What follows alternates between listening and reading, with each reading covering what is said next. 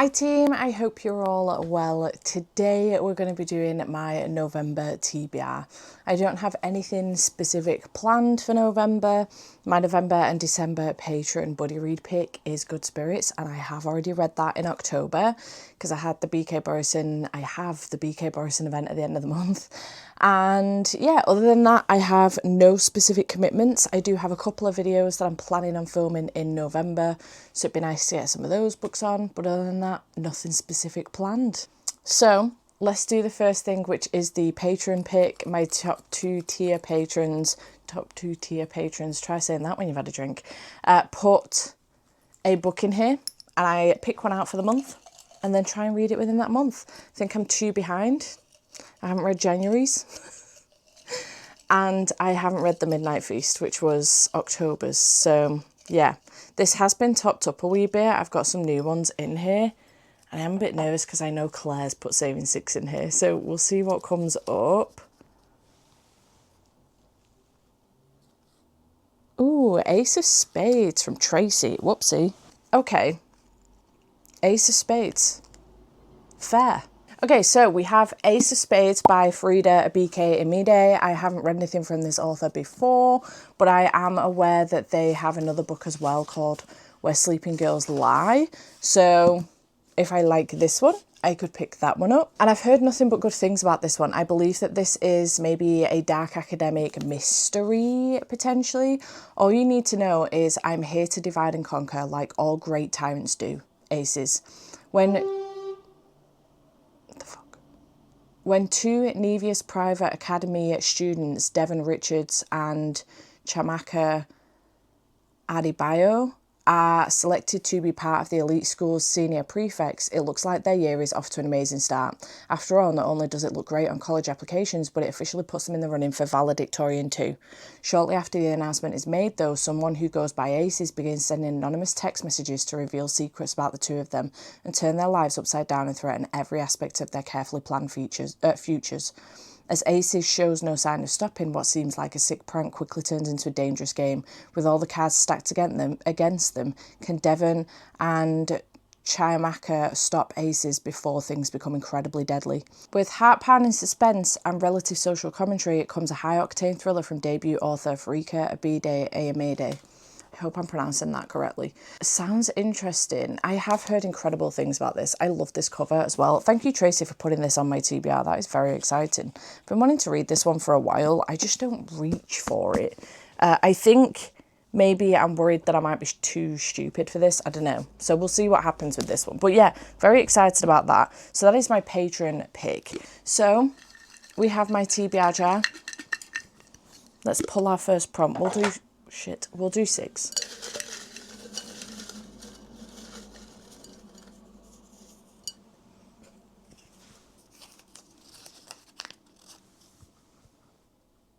A POC author. Amazing. Okay, I did debate the next one in Kennedy Ryan's Before I Let Go series, but I think I'm going to go for this one. It's been on my TBR for a while and I should have gotten to it by now. I think I have the sequel on my Kindle as well. So it is Honey and Spice by Bolu Babalola. I've heard incredible things about this one and I'm fairly certain there is a sequel to this as well, unless I've got confused with something else on my shelves, but I'm sure it's this one. So the synopsis for this says, if I can get to it, Kiki. She's an expert in relationship evasion who has made it her mission to keep the women of Whitewell University safe from players and heartbreak. Malachi. He's the handsome newcomer who is everything Kiki has been warning her sisters about, and the one person who might collapse the community she's built. By declaring Malachi the waste man of Whitewell, Kiki brings a stop to her girls fighting for his attentions. But when she and Malachi find themselves entangled in a fake relationship to salvage their respective reputations, she's in danger of falling for the very man she warned her sisters away from. With her heart compromised and defences weakened, Kiki must learn to open herself up to the perils of love and face up to the past that forced her to close down in the first place. A sparkling debut full of delicious tension and romantic intrigue, Honey and Spice will make you weak at the knees. Sign me up. It sounds amazing. It's over 400 pages. And thank you to Alyssa for sending me this as well. I truly appreciate it. It was sent to me at Christmas. That must have been back in 2022 when this was released though, because it is the hardcover. But thank you very much for sending me this, and I'm finally getting to it. So, POC author, Honey and Spice. Okay, pick number 2.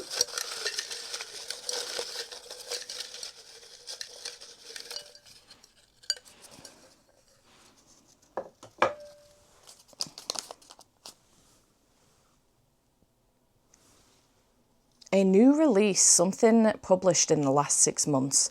Okay, I have something very much so in mind for this, and it is a book that I have recently purchased and desperately want to get to.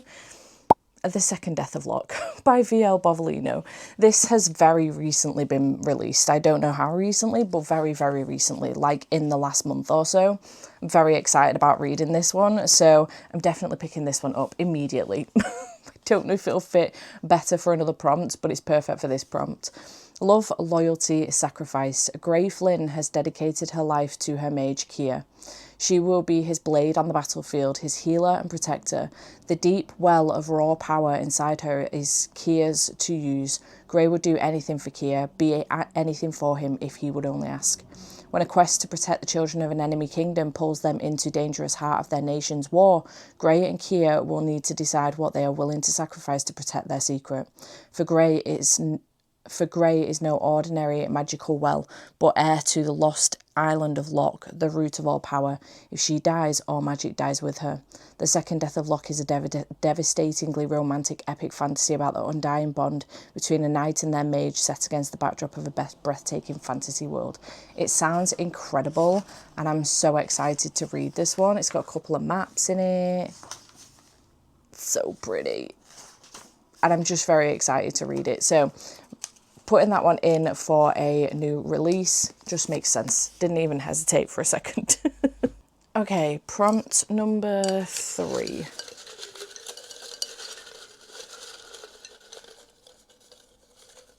Just one.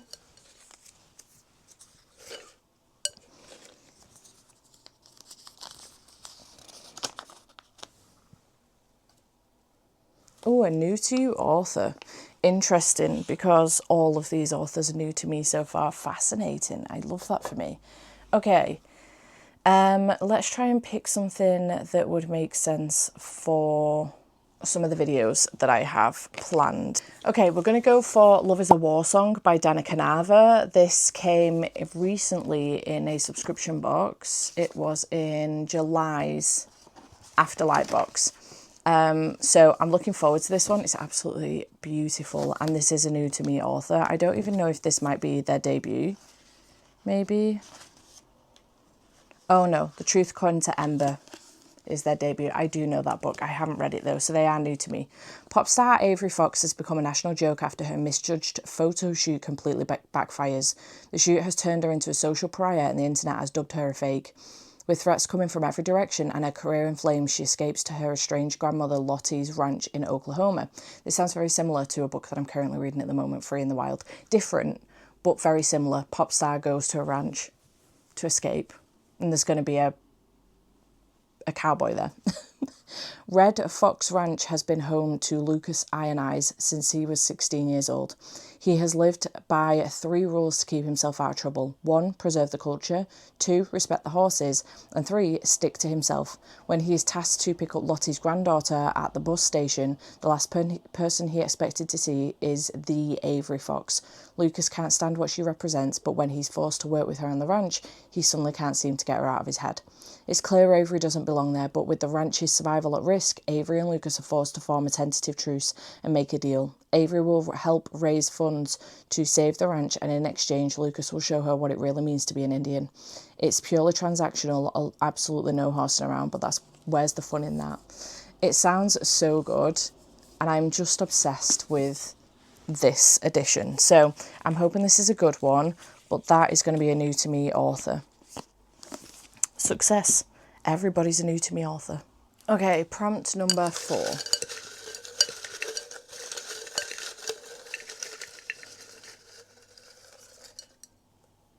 Just one.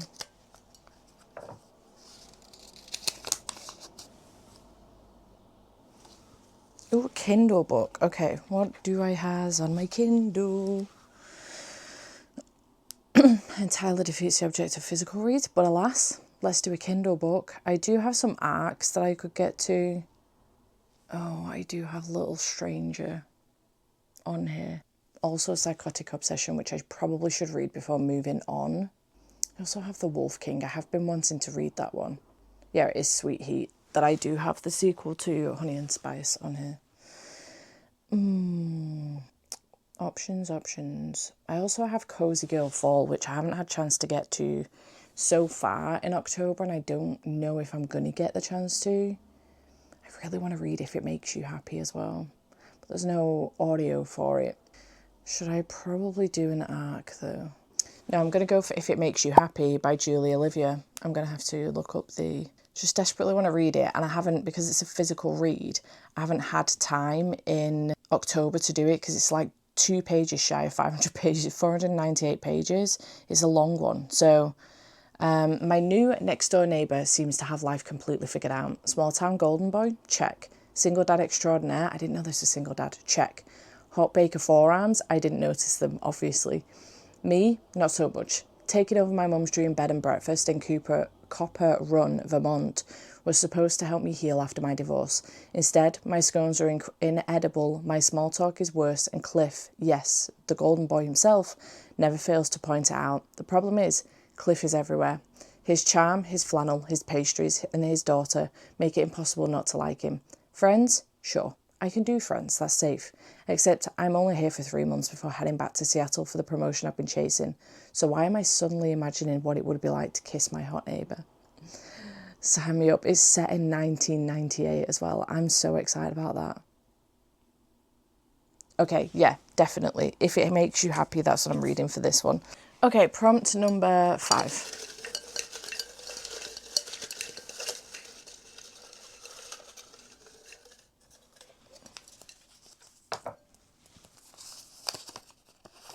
It's a long one.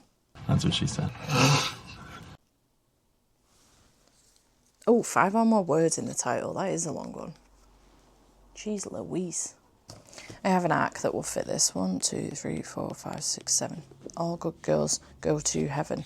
Let's do this one. Okay, we have The Place Where They Buried Your Heart by Christina Henry. This comes out in November 4th, I think it is. And Titan sent me this, so thank you to them for sending me a copy of this. A woman must confront the evil that has been terrorising her streets since she was a child in this gripping haunted house novel, perfect for fans of The Last House on Needless Street and Tell Me I'm Worthless. An otherwise ordinary street in Chicago, there is a house. An abandoned house where once upon a time terrible things happened. The children who lived on this block are told by their parents to stay away from that house. But of course, children don't listen. Children think it's fun to be scared, to dare each other to go inside. Jessie Campanelli did what many older sisters do and dared her little brother Paul. But unlike all the other kids who went inside that abandoned house, Paul didn't return. His 2 friends, Jake and Richie, said that the house ate Paul. Of course, adults didn't believe that. Adults never believe what kids say. They thought someone kidnapped Paul or otherwise hurt him. They thought Paul had disappeared in a way that was ordinary, explainable. The disappearance of her little brother broke Jessie's family apart in a way that would never be repaired. Jessie grew up, had a child of her own, kept living on the same street where the house ate her brother sat, crouched and waiting, and darkness seemed to spread out from that house, a darkness that was alive and hungry. Dun dun dun. I've actually got chills. Hang on. I don't know if you can see. I've got chills. 7 words in the title, so 5 or more words. Nailed it. 1, 2, 3, 4, 5. Okay. Prompt number 6.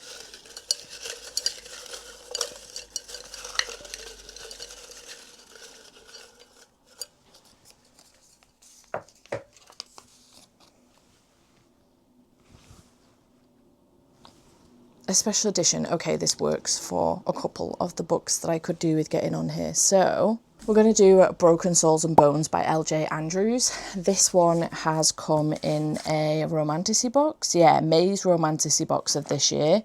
And it is a special edition from Fairy Loot. Stunning. Beautiful. Under the dust jacket. Very pretty, and a reversible dust jacket as well with just a colour switch. I think the original for this is blue, so nice. So this one says, together they'll restore a broken kingdom or burn it to the ground. In a kingdom long divided, Lyra Bane intends to live a quiet life to avoid the attention of magic-obsessed King Damir, until Roark Ashwood, the monarch's silent but irresistibly handsome soldier, invades her village and uncovers Lyra's secret, that she's a melder. Gifted in the 3 magic crafts, bone, blood and soul, a melder is highly sought after, but there is a price. Their magic is also the seed of their destruction. Forced to reveal her ability, Lyra is immediately claimed by Roark for the king to be his next melder. Now the captive of this brooding soldier, she must find a way to escape. But could Roark himself be the key to her freedom? What neither of them realises is that dangerous truth lies beneath everything. Together they will have to choose to stand against it, all they know, or face a darker destiny. I really struggled with the text on this. You might be able to see it better than I can because of the light, but I really struggled with the text on it. Not a fan of that font, I've got to be honest. Yeah. Broken Souls and Bones by L.J. Andrews. I've tried reading the Everking before, but really struggled with it because all the world building is done in a series previous that's got 7 books in it, and I just haven't got the patience. So I'm hoping this one will work better for me. I don't think that I need to have, I'm fairly certain I don't need to have read that series to read this one. I think it's set elsewhere. So, special edition. And is that 6? 1, 2, 3, 4, 5, 6. Yes, it is. This is the TBR. I think we have a pretty good range there, to be honest. No Christmas books, but because this is the only TBR that I have chance for flexibility, which is great. This is why I only do 6 pulls. Would love to carry on and on and on until I have like 10, but there's no need. So Ace of Spades for my Patron pick. Thank you, Tracy. Honey and Spice for a POC author. The Second Death of Locke for a recent purchase. Love is a War Song for a new to me author. The Place Where They Buried Your Heart for a book with 5 or more words in the title. Broken Souls and Bones for a special edition. And for a Kindle book, I have If It Makes You Happy. So I'm happy with this TBR, I will say. Everything seems to be a relatively big size though. Love is a War Song is probably the smallest book on this TBR. They're all relatively chunky, which is absolutely fine. So yeah, really excited for this TBR. Like I say, I haven't got anything specific going on, but I do have a couple of themed vlogs that I will be doing in November, and I'm very excited about both of them. So yeah, I hope you have enjoyed this video. Chat to me in the comments down below. Have you read any of these? Let me know, and I will see you in whatever comes next. Bye for now.